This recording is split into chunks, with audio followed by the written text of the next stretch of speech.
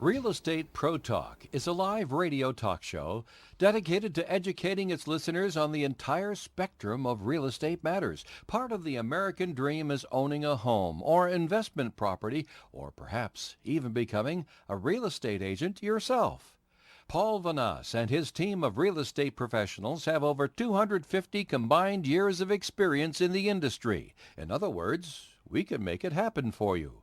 Why go down the road less traveled when we can put you directly on the real estate superhighway? Whether buying or selling in today's complicated real estate market, or if you just need advice about jumping into the real estate business for a career change, you'll need a decisive edge based on experience. Call Paul Vanas at 401-265-6144 for a free, no-obligation consultation. That's Paul Vanas at 401-265-6144. Good afternoon. My name is Paul Vanas, and welcome to Real Estate Pro Talk. This is a real estate-oriented program which will cover a variety of subjects every Friday afternoon from 3 to 4 p.m. here on WOON Radio.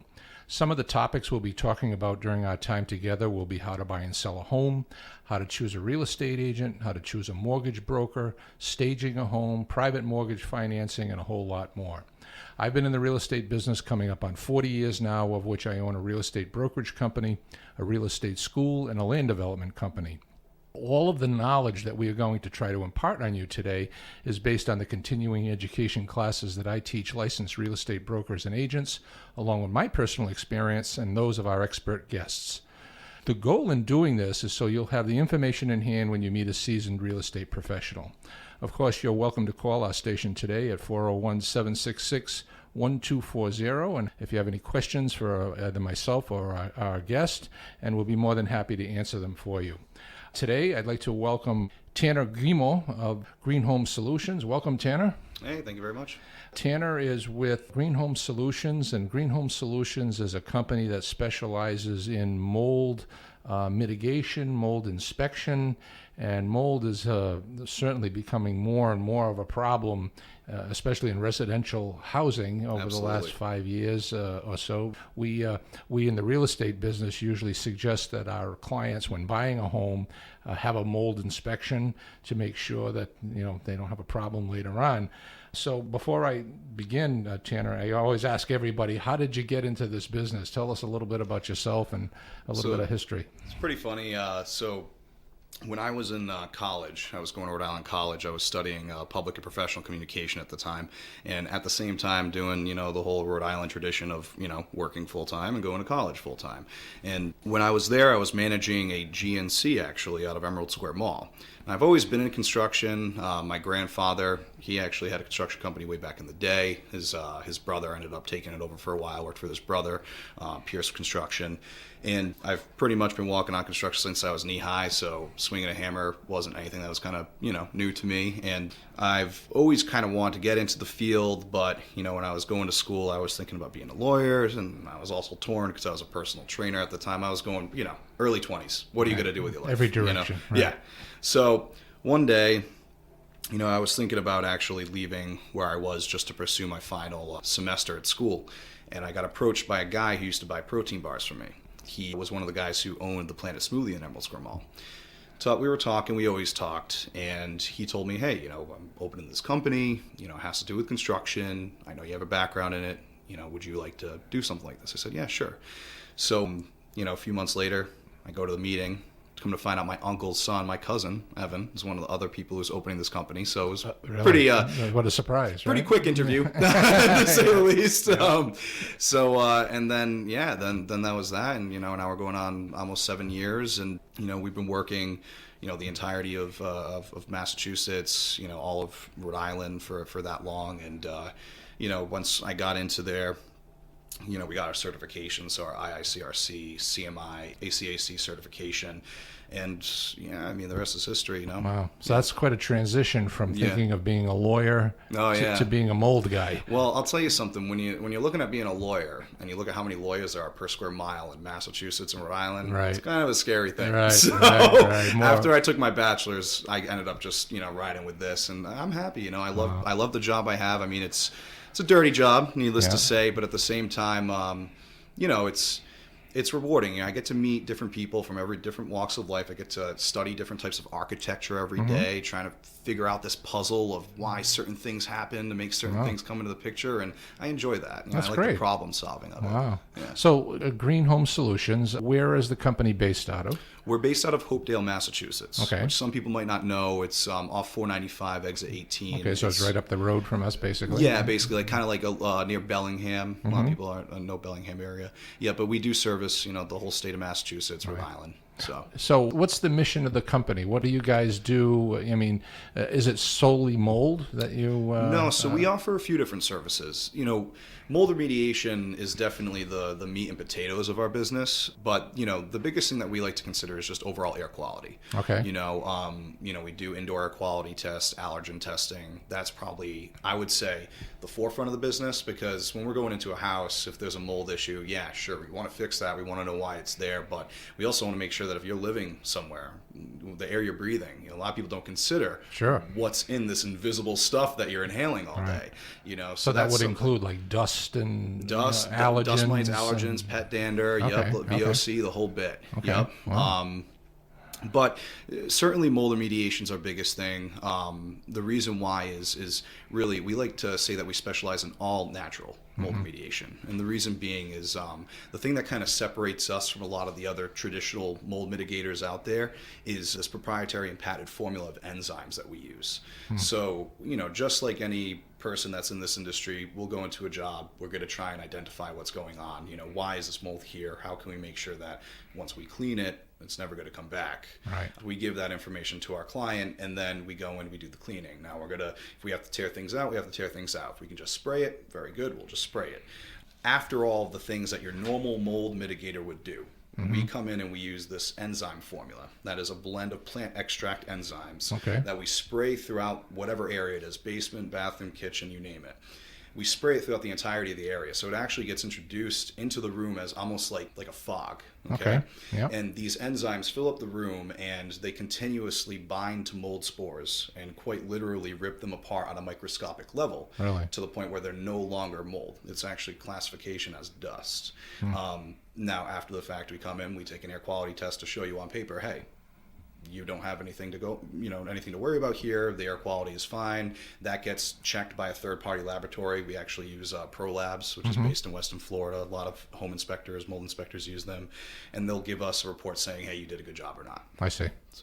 So in your opinion, or your company's opinion, this is becoming more and more of an issue. Mold over the past, I think, was it the person, I forget her name, Bethany, or Brittany, the actress that died a few years ago. She died basically. She died of mold. Yeah, out in California. I guess Really? they bought a movie star's house, and she ended up eventually dying. And they I guess it was a result of just terrible mold air quality in the house. What do you think is the biggest causation of mold issues now? Because years ago we never heard about this. Yeah. So the biggest thing is that recent building is trying to tighten up houses, make them breathe a little bit less, and that saves on energy cost, heating. But inevitably what happens is when you make something too airtight and you introduce a small issue like, let's say, an attic space, a bath and vent fan. People weren't really ventilating their vent fans 20 years ago out of their attic space. It was going into the attic space. Exactly. And so you're pumping all this moisture into the area, and then inevitably mold's going to want to grow, because something that people don't realize, mold is always prevalent outside. It's everywhere. Okay, Right. It's one of the most common allergens that bothers people during the allergy season. The thing is when it starts to get into your house and it has the opportunity to grab onto a little extra moisture than it normally would have outside, and it's in a nice dark area where there's not much airflow going on, that's when you start to see it kind of come in, which again brings me back to in the last 40 to 50 years, we've been really trying to button up houses. Mm-hmm. You'll see a lot of older style houses. I've seen plenty of them where, some of the ones that have the historical landmark kind of stamp from the town. Houses, yeah. I'll see those houses that had renovations done within the last 20 or 30 years. Mm-hmm. The house is totally fine for 300 years. Right. Exactly. And then they get something done, and all of a sudden, boom. And it's Right. because sometimes, I don't want to say the way we were building houses 300 years ago was better than now, Right. but, they were thinking about different things back then when they were building. Oh, kind of like the house I grew up in was an old balloon frame, 3-family house, Yep. and the windows rattled every time the wind blew by, Yep. and of course you were freezing. The boiler was running 24/7. Yeah. But we never had any kind of a mold issue. Exactly, yeah. And it's really mostly, as I said, the newer style houses. We also have to get into or at least consider that, some people make modifications to their homes without pulling permits, and, Mm-hmm. And they do that, and they slip up, maybe they block something, whatever it is, right? Yeah. So I think that's mainly the reason why we're seeing it.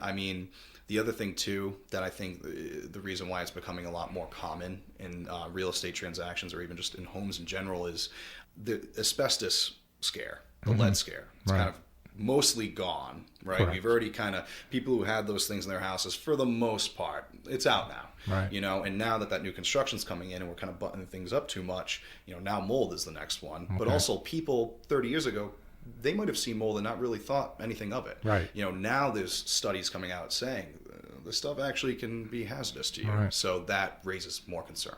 So you think, Tanner? Do you think that's the trade-off? The trade-off in with the mold issue is getting a tighter house, saving on heat dollars, but the trade-off is increased mold problem later on. You're more just risking. I'm not going to say you tighten up your house for heat purposes, heat and energy, and you're going to have mold. That's not necessarily true, obviously. But Right. What you need to do is you just got to make sure that if you do make adjustments to your home that you currently live in, or you're having a new home built, cross some things off the list. Do you have the correct ventilation in your attic space? Did you hire a great plumber? That's a big one. Right. Sure. Make sure you get a good plumber. Is your basement finished or not finished? If it's finished, what's going on? What kind of foundation is it beyond the framework? Right. Are we looking at just open stone? Is it dirt? Yep. You want to make sure that that's either encapsulated, painted over with, a dry lock kind of paint or whatever it is. I see. You want to try and just reduce the amount of moisture that can enter your home, or at least give the opportunity, if there's moisture that's inevitably going to come into your house, like for instance, the airflow in an attic space, just Sure. make sure that airflow is moving correctly. That's as I said, I don't want to say that newer houses automatically you're going to have mold, but more so just, when you're buying a house, check these things off, or if you don't know how to check them off, give us a call. Yeah, and of course that was an unfair question. What I kind of meant to say is the propensity, because to have mold, I think is greater only because I feel that the construction techniques now are much more strenuous than they were just 15 years ago. Yeah. And if you have someone who doesn't install a window correctly, Yeah. with the type of flashing and the type of Tyvek and Yep. taping joints, and if it isn't done to the T, that's where the propensity to have the problem comes in. Where years ago we just kind of slapped those windows up and we shingled around them, and it was have a nice life fine. and fantastic. And I agree. Absolutely, yeah. So what are the ramifications? If someone has this issue in their house, what are the ramifications of not taking care of the problem, the base problem? They're just, people tend to say, well, all you're going to do is spray it with bleach. Yeah. And I've heard that 1,000 times over the years, but, it keeps coming back. It keeps coming back. Yeah. What are the long-term ramifications of not treating it? Let's, and if I get off track here, because that's definitely, there's a good amount of information. No, to talk please. about now. That's what we're here for. First thing I want to talk about is the bleach thing. This is very important for our listeners right now. Bleach does not correctly kill mold. There's a couple of reasons why. Okay? Fundamentally, when you look at bleach as a chemical, 70% of bleach is water. 30% of it is actually a chemical compound. Now, not to get too sciencey with it, but you have different forms of chemical compounds. For instance, bleach is what we would call a stoichiometric biocide. Yep. Okay, sounds really fancy, but all that means is that when you spray it, instantaneously that chemical energy makes its reaction, and within a few seconds it's gone, and whatever the filler in that chemical is remains there. Okay. So now, fundamentally speaking, we're spraying bleach on some mold. Within a few seconds, all that wetness you see there is just water. So if you didn't get all of okay. it, and those All right. roots were really deep rooted into whatever it's growing on, Yep. that's just going to grow back because Really? you cut the top off. It's like trimming the grass, right? Right, You got right. the top layer up, but the roots are still in there. Okay. Now on top of that, mold on a microscopic level kind of reacts like flour, like cooking flour. Mm-hmm. So you know how like if you were mixing cooking flour, you throw anything in it, you can kind of see the particle go into the air. Right. What happens on a microscopic level when you're spraying it, it's the same exact thing. You're spraying it, boom. You just don't see that little puff. You don't see the little particles because they're too small particulates. Yeah.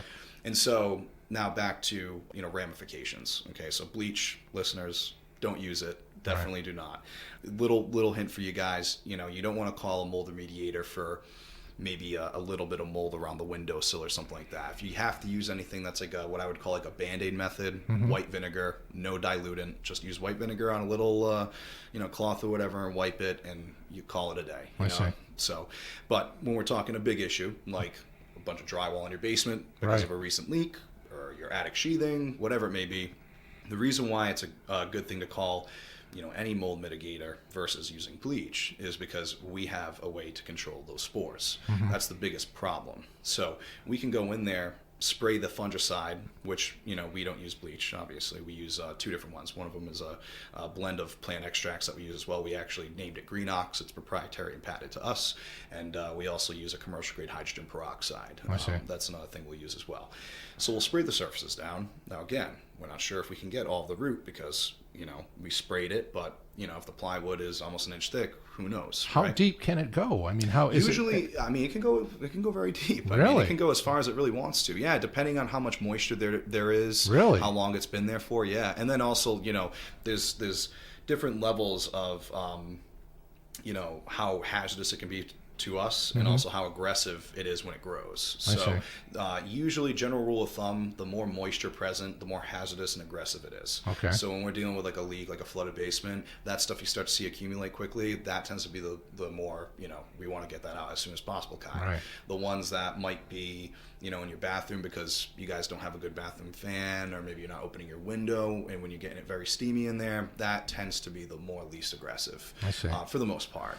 I've often thought about that, Janet, because lumber is delivered on boxcars Yep. on the back of a train when they deliver them to a lumber yard, and those boards, those 2x4s, You- 2x6s, they're out in the rain. I mean, Yeah. they're being delivered. They're not they're not making provisions to cover up these boards. Yeah. And when they get to me as a builder, we throw the house up and it stays framed until the siders can get there and the roofers get there and rainstorms happen. Yeah. And it just seems like that's no problem if that wood gets wet. And then So- all of a sudden, once the house is closed up, Yeah. once it gets wet, now it's a problem. Well, so the reason for that is because of a couple of different things. First off, mold only wants to grow in basically like an airtight, lack of airflow space where there's moisture present. It's nice and dark. Okay.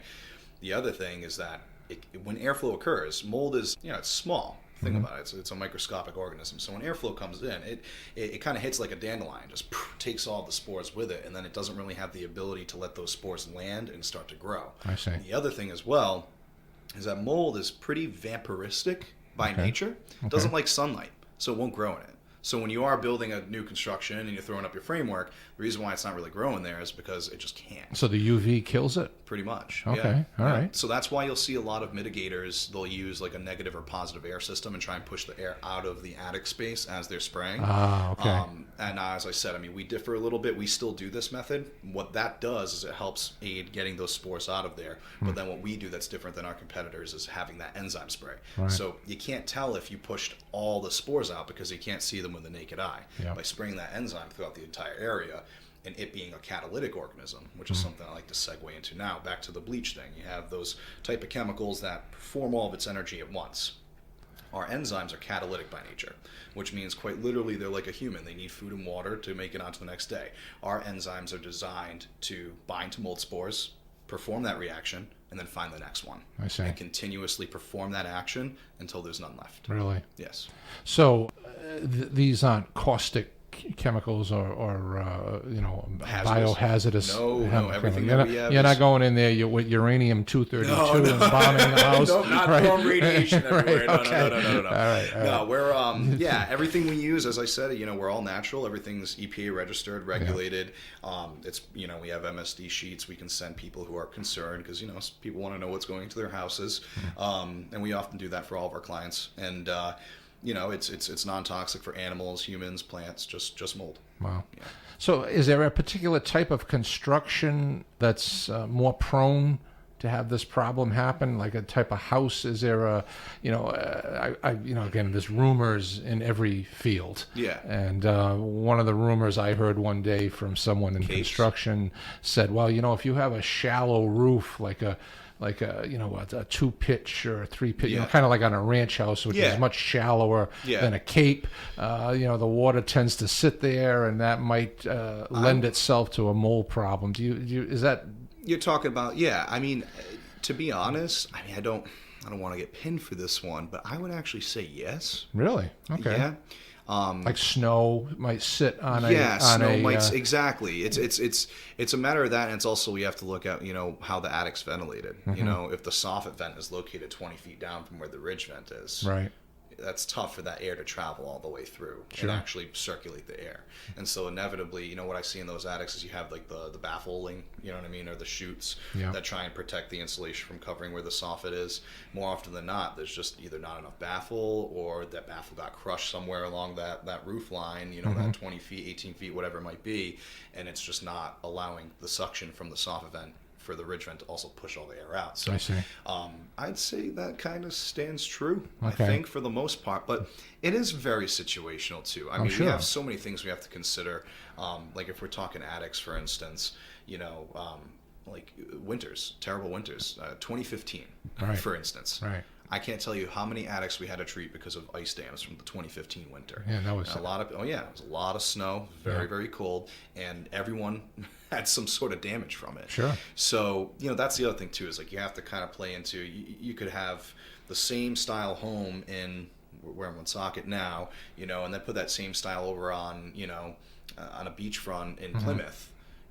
When those storms come in, they're both getting affected differently, So it's kind of, I don't want to just blame it on the building style. I also have to say it's a little situational when it comes to how it comes in the house. Well, you just mentioned something very interesting, ice dams. Yeah. I know for a fact in 2010, or was it 2011, in 2015, when there was a couple of feet of snow sitting on everyone's roof for a period of time, because I think one month there it didn't go below 30 degrees, I think, for one entire month. Piling. Yeah. Exactly. And a lot of those old houses don't have any kind of ice and water barrier along the edge. It's the old tar paper, and then they shingled over it, which means the water is going to back up into the attic. Yeah. Once the water gets into the attic from an ice dam and kind of runs down whatever partitions that are in there, it's kind of following walls and boards in the house, and it might drip down on the first floor. Do you really have to rip everything apart to get at that wood, or can you let it dry out and you're back to normal?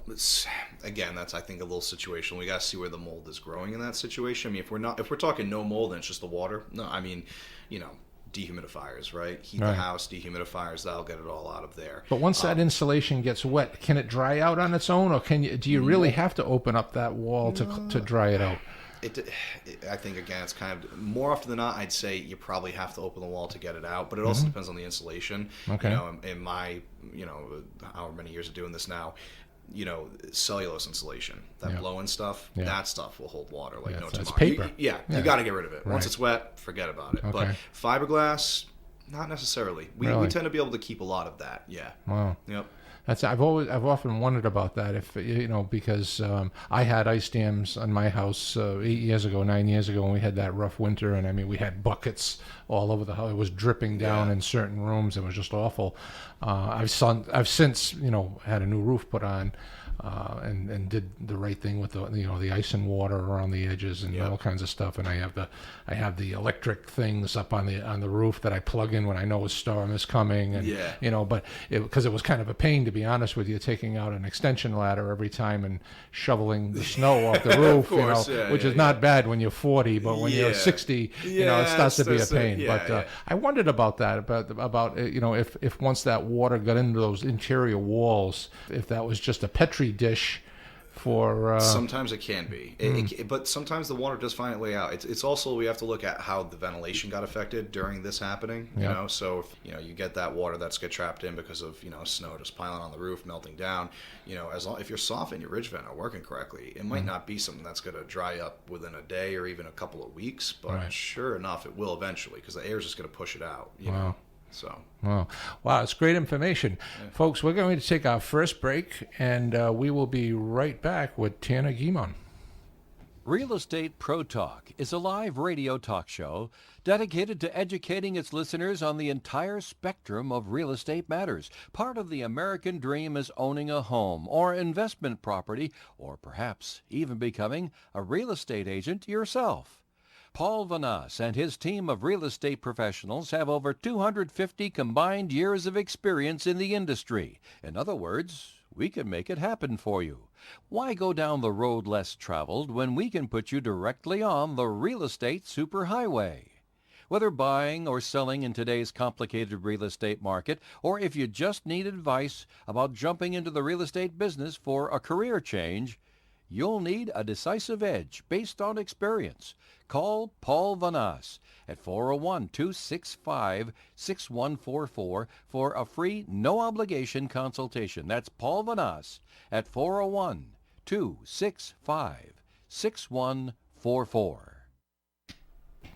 And welcome back to Real Estate Pro Talk. We're still here with Tanner Guimonde of Green Home Solutions. We're talking about mold today, mold mitigation, mold inspections, which has become a real prevalent problem in a lot of the homes now when you purchase. But before we go back to our interview, I'd like to just give you a small tip, a real estate tip this week, especially for the winter season, is a dryer vent. A dryer vent really holds the lint from a dryer, electric or gas dryer, and because of that, the little flapper on the dryer vent outside can stay open, or even just a little bit, a quarter-inch opening. Lint can block it, and which allows all the heat really to be sucked out of your house. So it might be a good idea to go out and check that dryer vent and make sure the opening is free and clear of any lint, or make sure the little hinge that's on that flapper closes properly, and that way you might be able to save on some heat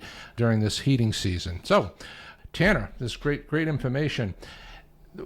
How does the typical, you've done these inspections, how does the typical mold problem start? Is it just basically a problem from the get-go, or does like an incident have to happen to have the mold start growing? I would say that kind of falls on where it is. Okay. Let's be honest here. 99% of homeowners usually don't know much about construction. So they move into a house, they think everything's okay. Let's talk about attics. Attics can be something where it's just a bit of, I don't want to call it just neglect, but it's also unknowing. I mean, I've had so many people, have me come over, look at the attic, they see black, and they're like, oh, I just thought it was going black. Right. It's no extra thought beyond that. Just I thought, I don't know. Exactly. It was just turning black, and and that's at my point. I either got to do testing or look at what is black and yada yada. So I think with attics, for the most part, it's just people don't know. With basements, bathrooms, I think with bathrooms, it's definitely more of neglect. You kind of start to see it grow into your ceiling, and then it's just, maybe I don't have to worry about it, or maybe they're hitting it with bleach and they're driving themselves mad, and they just don't know. It's just not going away. Just don't think to call someone like us, and it's just that. But basements, I'd say, it falls on two different things in particular. It's back to what we had talked about earlier, where you have a finished basement, but what's around the framework isn't something that was sealed correctly. It doesn't have any type of encapsulant or anything like that. I see. So then all of a sudden, these people are, maybe they have, a game room or something in their basement or whatever it is, a workout room, and they're starting to feel like, the air quality is changing in there, and then come to find out, the moisture's coming in through the perimeter walls. And the reason for that is a lot of people don't realize, even if they have like a concrete foundation, I can't tell you how many times I've gone into houses and explained to people that concrete, yeah, it's very, very hard to us, but on a microscopic level, it's very porous. Moisture comes through. Yeah. You know, very common call I get, oh, I have something accumulating on my concrete, can you come look at it? I go over there, it's efflorescence 9 times out of 10. But the thing is when you have efflorescence coming into the picture, that is because moisture is passing through the concrete and it's building up all of those minerals on the inside wall. Now on top of that, that moisture has to go somewhere, so now it's evaporating and creating excess humidity. I see. And then if that wall is framed in, you don't know if your drywall is having mold grow on the back side of it. You can't see that. And truly, it more so grows around the framework, you know, against the perimeter wall, then it'll start to grow through. So by the time they know something's going on, there tends to be more than one wall affected. It grows sideways. It grows sideways first, and then straight through. Yep. And then the other option would be, you know, a leak, a sweaty pipe, or actual like pipe burst or something like that. And that one, I would say people tend to know right away, you know, but mold won't grow instantly after something like that happens. Usually if it does, that means there's something else going on in that area and they just haven't found that yet. Usually when like a leak occurs, you know, we'll do like preventative methods. We'll use a like an ozone generator. I don't know if you're familiar with those. If there's a leak, because another thing we do, I should definitely let the audience know, is a water mitigation. So if you ever do have a leak or something like that occurs, we have a 24/7 response team that can get out there within a few hours. Yep. That's great. Yeah, so we'll go there. We have brand new, all state-of-the-art equipment to go in there, dry that place out as quick as possible. So in the event of a disaster or so you do disaster restoration. Oh, yeah. And we work directly with the insurance, directly with the homeowner if they prefer that, whatever's easier. And and we'll not only get the water out of there, but we'll do mold preventatives. We'll you know, throw the ozone generator down there, create ozone that helps reduce any, you know, odor from the water being in there, and also reduces spore count, so the ability for the mold to actually be active. And then we'll go in, we'll spray that airborne enzyme as a final thing before the mold even grows, just to make sure that once we leave, everything's dried out, you don't have to worry about a thing. Now you had mentioned efflorescence, and our audience might not know what that is. The efflorescence is that white line that you see on the concrete. It can be down in the white basement. and pink sometimes. It looks too. like powdery. It looks like almost like crystally. talcum powder kind of looking stuff. Yeah, kind of. Okay. Yep. Yeah, and I mean it can really bundle up. I mean I've seen efflorescence almost look like bath foam. Really? Oh yeah. Okay. Yeah, and more moist areas. So like it starts to thicken. It starts to thicken as time goes by. Yeah. Yep. So what is that? What is efflorescence? What is that white line? Is it just a product of the moisture hitting the concrete? Is that basically what it is? So what will happen is the moisture will pass through the concrete, and as it's passing through, because, you know, the other thing a lot of people don't consider is that, you know, you have rainfall, right? So rainfall, moisture gets trapped in the ground, or if you live in an area with a high water table, you already kind of have a lot of moisture in the soil around your home. That eventually tries to seep inwards and get through the concrete. During that process, the water travels, grabs minerals, builds it up in the inside of the house. As far as what it is, I always like to make a joke that more often than not, it's just your standard vitamins and minerals. Scrape in and put it in a smoothie. You'd be fine, but don't do that. It's Mother Nature. Yeah. I mean, don't do that, please. Don't do that. But it's just, you know, it's nothing. It's never anything harmful. It's very easy. You could vacuum it up, wipe it up. But I mean, is that usually an indication if when you see that, when you go down in the basement and you see that white stuff on the foundation, is that usually an indication that something's happening? That's like the first red flag.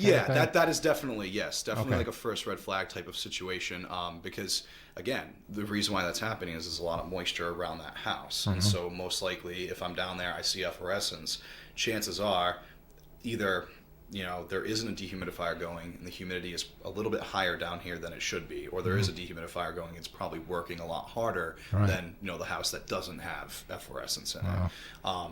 And again, you know, mold isn't going to come into the picture unless two different things. Moisture, so it needs moisture. General rule of thumb, if you run dehumidifiers in your home, which pretty much everyone should in New England, 45% relative humidity. That's where you'd like to keep it, because that'll reduce the musty odor you get from basements. It'll also make it so that the amount of moisture in the air is too low for mold to just grow wherever it wants to. I see. And then the other thing is that mold needs a nice porous organic surface to grow on, like drywall, plywood, whatever it may be. You know, so mold doesn't like to grow on concrete because it's not a good surface. It's rock. There's nothing for it to really grow off of. But yeah, back to the original question, efflorescence is certainly a red flag. So if I called you tomorrow, I say, hey, scanner, come on over. I'd like you to do a mold inspection. What's the process? Take us through the step-by-step of what you'd be looking for. So, more often than not, the homeowner or whoever's sending me to the house, I'm always with them. So whether it's the actual homeowner, their seller's agent, the buyer's agent from the other side, whatever it is, we're going to walk through that property together, have our own conversation after the fact, alone, in privacy, so we can be on the same page with one another. Sure. Now, when it comes to looking at the house, that again, I think I keep saying it over and over again, but it's situational a little bit because some people want me to go in, blinders on, look into the attic. I prefer not to do that. More often than not, I usually say, hey, if there is something going on, let's say the attic, I'd like to look through the rest of the house because if I'm going to put my name on it and say, hey, we're going to certify that there's no mold in here, let's make sure there's no mold in the house, right? So more often than not, we go into the home, we're going to look for a couple of different identifiers, which is like the efflorescence. We'll look around with an infrared camera, make sure that there's no moisture sitting everywhere. Our infrared camera can read humidity and dew point too, so that gives us a little bit of an idea. Really? So high tech. Yeah, the FLIR. I don't know if you've heard of the FLIR. No. Really great. FLIR makes everything from your standard mold inspector's tool to the thermal computer, or not thermal computers, the infrared cameras on drones. Really? Yeah. Oh, wow. Yeah. Big company. Yeah. Great. Fantastic. So, but with that being said, I'm going to look around for that. Now, another kind of cool trick, too, is using it has to be like 1200 lumens or higher LED light. So when you have, like even in here, you kind of have an LED in here, but when you have your standard lighting that's overhead lighting and it's filling up the room with light, you actually can't see some of the mold that could be growing unless you run that light parallel to the surface. So something I'll do, you'll see me running around the whole house with my infrared in one hand and this other high power light in the other, and I will constantly check, certain types of wood or drywall that hasn't been treated or painted with anything, because that's where it's usually going to grow. So first. You're shining this like sideways along the axis of whatever material is. Just to even tell a story from yesterday, I did an inspection in Taunton. This lady was concerned with how the mold got into her home, right? I look around, brand new house. House wasn't built any more than 2 years ago. Really? There was no mold in the house except for on 3 different chests. Now, when you look at it, she said she saw some mold on her chest. She thought there was something much bigger going. Chests like a storage chest. And I would hope so. Yeah. Not mold on our actual chest. Thank God. Yeah. I can't solve that one. Yeah. But with that being said, I'm looking at these boxes, and you look at them direct on, and there's certainly like very large amounts accumulated on certain corners, but as soon as I put my light on it, I had to send her some pictures. She wasn't with me for the inspection. All 3 chests were just absolutely covered in it. Really? Come to find out, they were stored in an open dirt crawl space.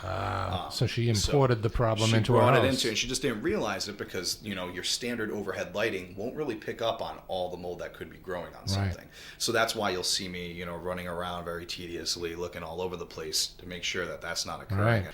The other thing too is I'm looking at plumbing. Where are the pipes going? Yeah. Do we see any type of swelling or anything like that on the walls that could bring up anything? Yeah. First thing I actually do before I even go into a house is I'll pull up, and you'll see me. I'll have a very intense stare from the car, but I'm just looking at the house and trying to figure out what kind of ventilation is going, where the gutter's going, if there's any extra drainage that I should know about. I'm analyzing all that as I'm walking. You have to think like a raindrop, right? If I'm water, where am I going to go right now? Yeah, exactly. Wow. Yeah, so that's something I'll do as well. But and then after looking at the plumbing, looking at with the infrared, the light everywhere, then we're just looking at bath and vents, where are those going? Actually, the other thing you brought up too is dryer vents. We'll look around there because sometimes moisture can't get in from there. Yeah. We're looking at your air duct system. If you have an air duct system inside your home, a lot of people don't clean or change the filters. Right. So when you're not changing the filters, inevitably mold tends to get in there, especially when you have like floor vents. Wow. Because if you have kids, floor vents or and animals and stuff,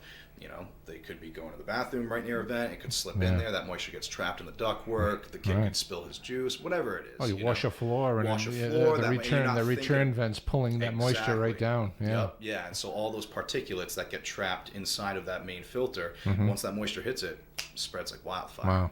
So that's another thing we'll look at as well. And then, back to the whole ventilation of the attic. We'll go in the attic, make sure everything's ventilated properly. Is there a difference between like mold and mildew? Yes. Okay, Yes. what are the differences between mold and Very mildew? fundamental difference. Mold will only grow on non-living organic porous surfaces. Okay. Mildew only grows on living plants.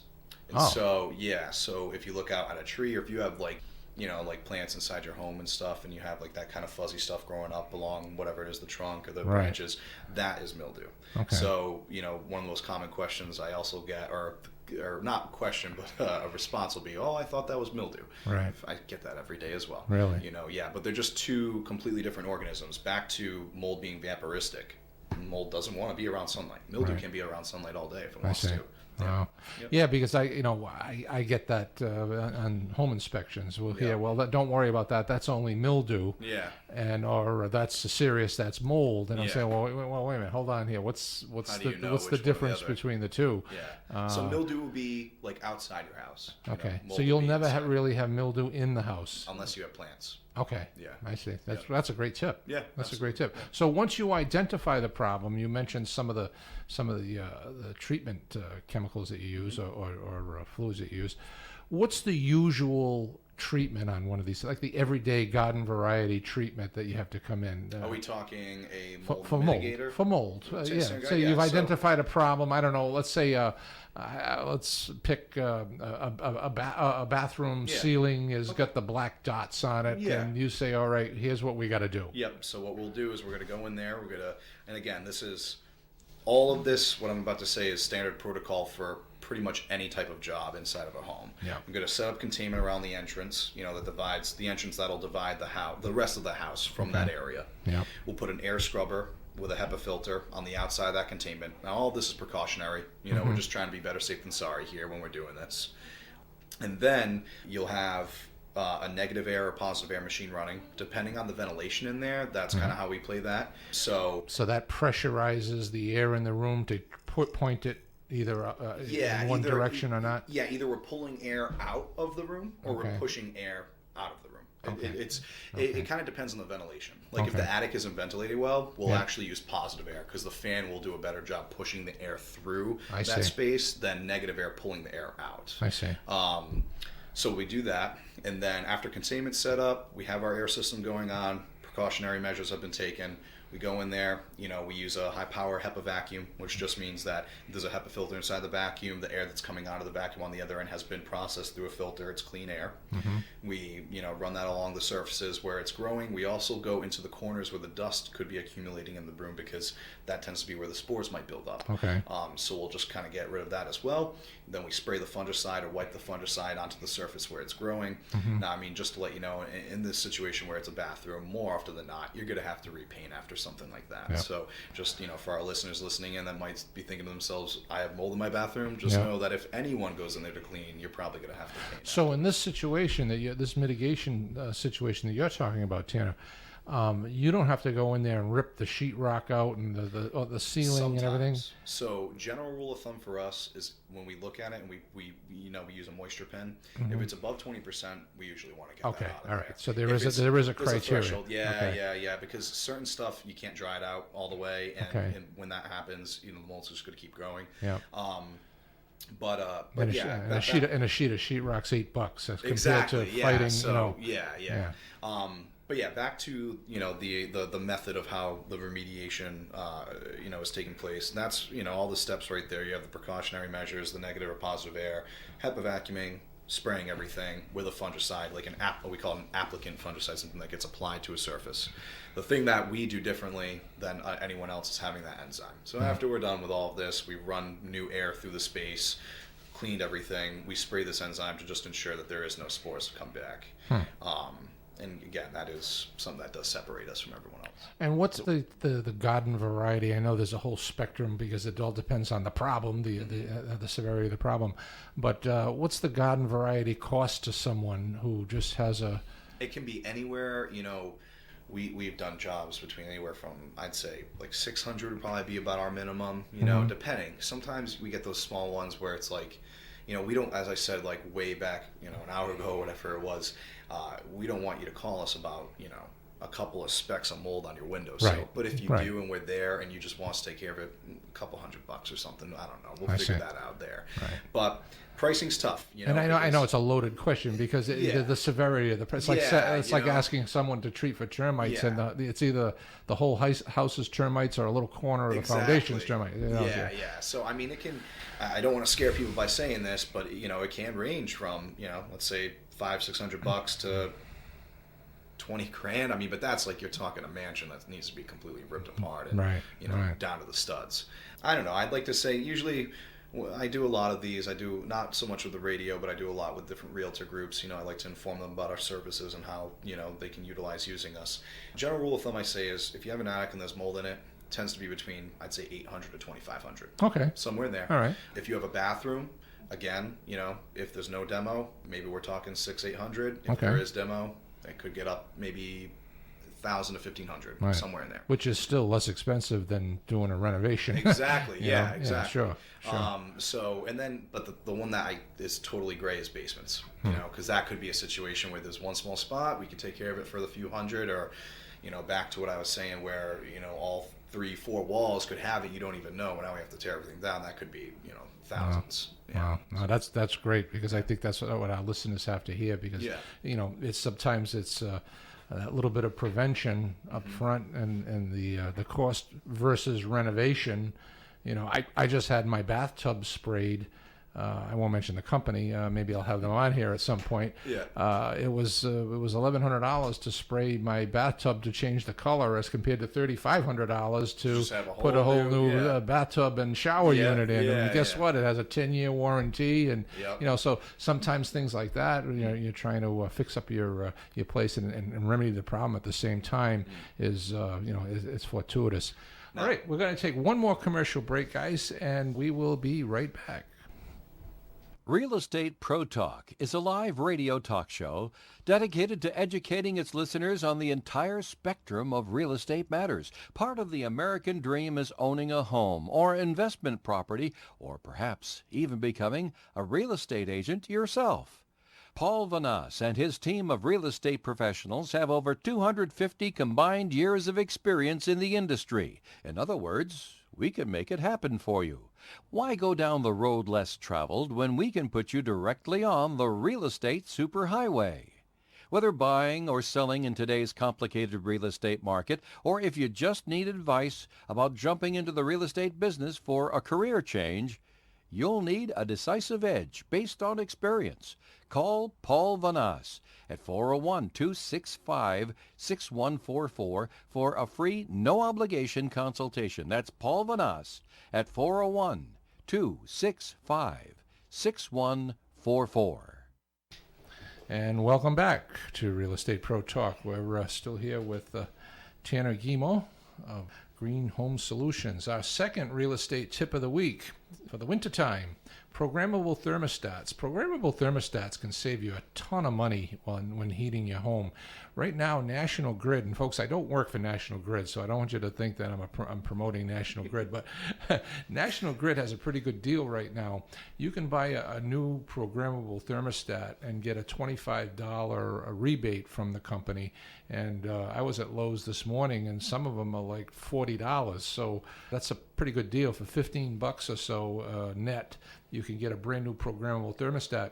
And National Grid's providing $75 for a rebate on the smart thermostats. And the smart thermostats are the ones that you can control from your either computer or cell phone. If you're away, you can lower or raise or lower the temperature of your house. So this is the time of year to think about these things, because we're not halfway through the winter season yet, and there's still a lot of time to save money on heat. So, Tanner, we were briefly talking during the commercial break. Warranties, how does that work? So we always give a 1-year warranty. Now, the warranty completely covers you. So fact of the matter is I keep bringing it up, but those enzyme treatments that we use, once we're done with that, we're positive there's no more mold in there, at least not enough mold to grow back. Because, again, back to something we talked about earlier, mold is present everywhere. So when we come in to do, post-air quality tests after our job, or if someone else does, they'll see that what should happen once the air quality comes in is that the microecology outside is reflected or a little bit less than what's inside.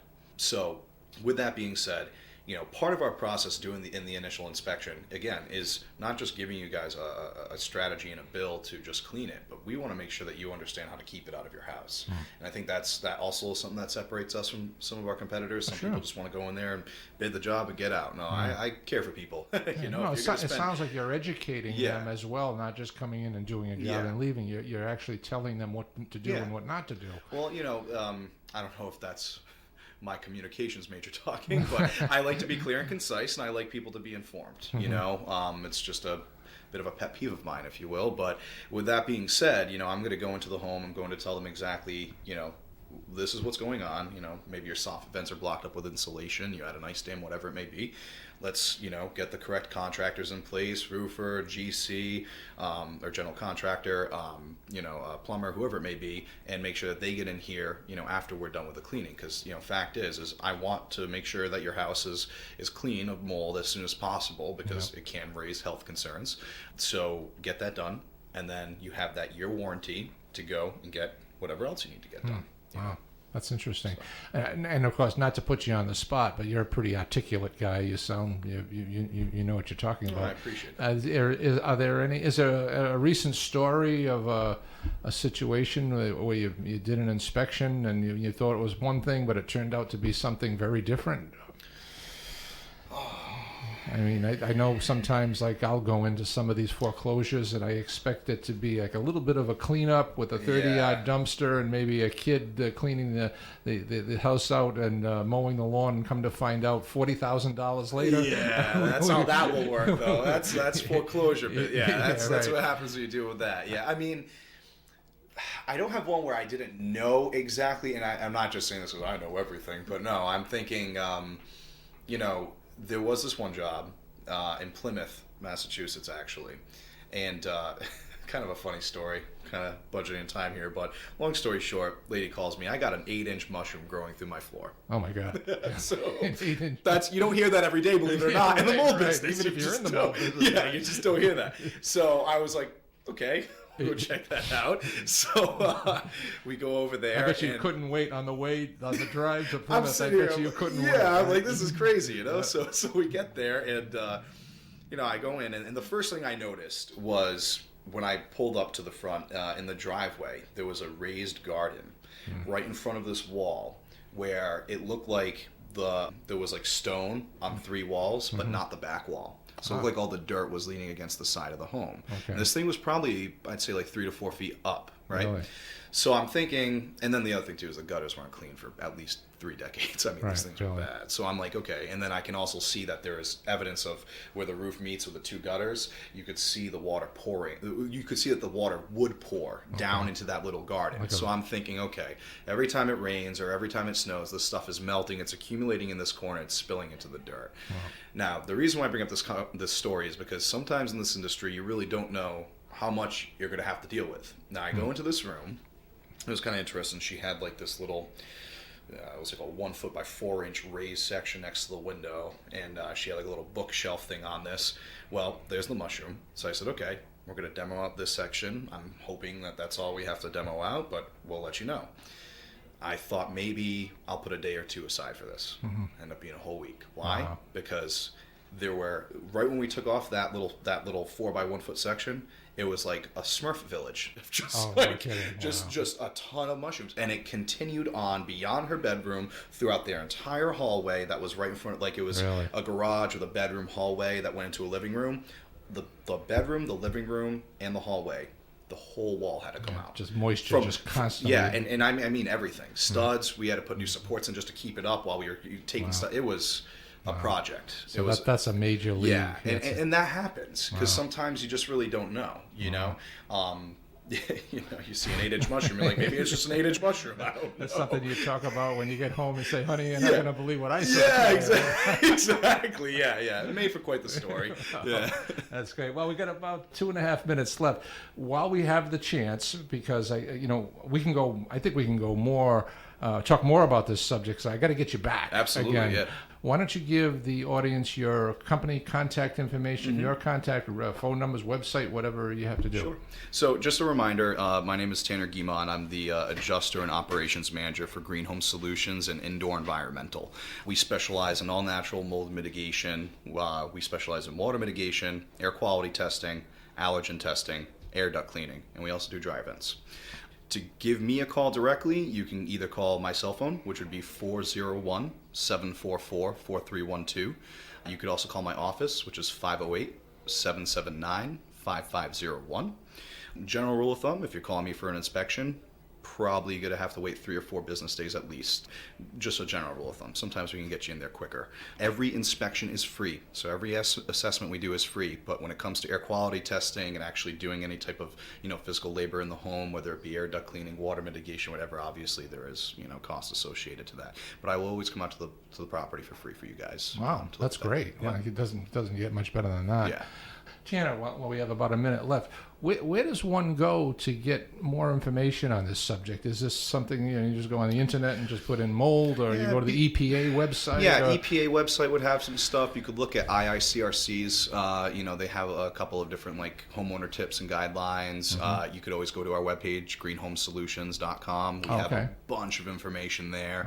All right, in fact, I would probably recommend, because it's more simplified there, so I would probably recommend to go to greenhomesolutions.com. That would be a great place for you to visit. If you're trying to educate yourself about mold, or if you're curious to see if maybe you think you have mold in there and you just kind of want to check something before you call someone like myself to come out, that'd be a great place to start. Fantastic. Well, Tanner, thank you for coming. Thank you very much. And appearing on Real Estate Pro Talk. As you all know, folks, these shows are on the internet, on YouTube. All you have to do is go over to YouTube and type in Real Estate Pro Talk in the search box. And in a couple of days, this interview will be on YouTube, which you can listen to anytime. And of course, the station rebroadcasts this audio tomorrow morning at 9 a.m. So until next week, we say goodbye.